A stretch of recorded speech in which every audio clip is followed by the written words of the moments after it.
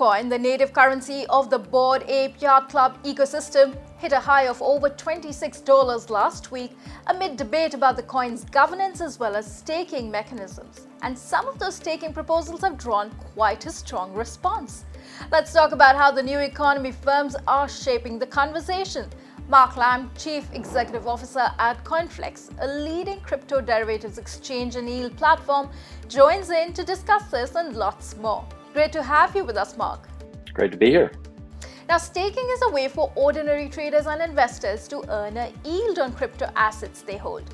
Why has it led to so much debate in case of ApeCoin? Some say that under the current proposal, staking is just encouraging people to hold on to their ApeCoins and not really invest in the ecosystem.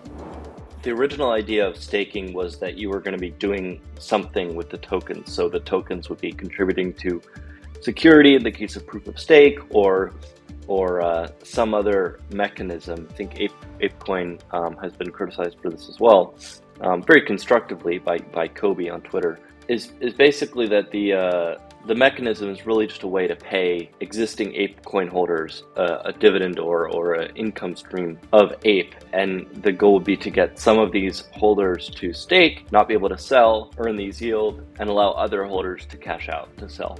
And so that's not really contributing anything. It's kind of like a bribe to not sell, as has been described on the Twitterverse, and obviously that's pretty silly.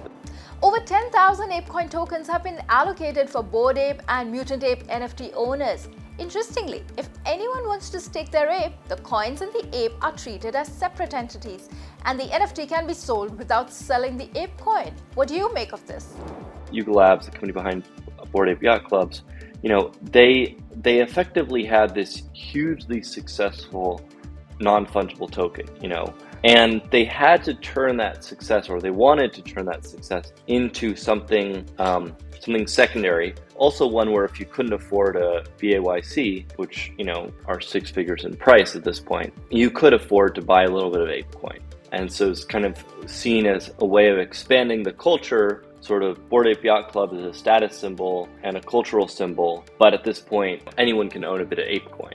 And so it's kind of expanding that cultural group, and also it's enabling them to capture a different customer base. They had to do that, and but they also had to not completely sacrifice or reject or not give value to the Bored Ape Yacht Club, NFT holders.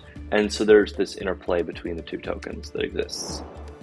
On the flip side, some say that linking the ApeCoin to the NFT is higher risk, as in case of a hack, you lose both assets, and questions have been raised about the failure to ensure safe custody of Bored Ape NFTs so many times. What can the ApeCoin DAO do differently here? The reason why a lot of them are hacked is that this is bringing in a lot of new money, crypto folks, new to crypto people who have a lot of money to spend on these NFTs, and they don't have a lot of experience securing their assets themselves on MetaMask. When they come in and they see this type of interface, they're not aware of the risks that come with this type of interface. And so they're not able to say, I should probably be using cold storage. I should probably be using a ledger. Like, this is a large amount of money. I need to keep it offline. That's really something that's quite different about BAYC. It's not that it's any riskier than holding any other coin or any other NFT. It's just that they're high value targets. A lot of them keep them on their profiles on Twitter, and so they're easily identifiable. And then ultimately, they are not clued up on cybersecurity. And so I think this is where there is definitely an opportunity for education. There's a lot of opportunities. There's an opportunity for custody services. And this has really never been a problem before. If you think about people holding very high value digital assets in a very public way. There's a lot of people who hold a lot of crypto, but they're not public about it. There's a lot of people who've, been in the space a while, but they don't flex their net worth on their digital wrist, so to speak. There's definitely a long way to go in educating people about keeping their digital footprint secure. Great insights as always. Thanks so much, Mark. Thank you.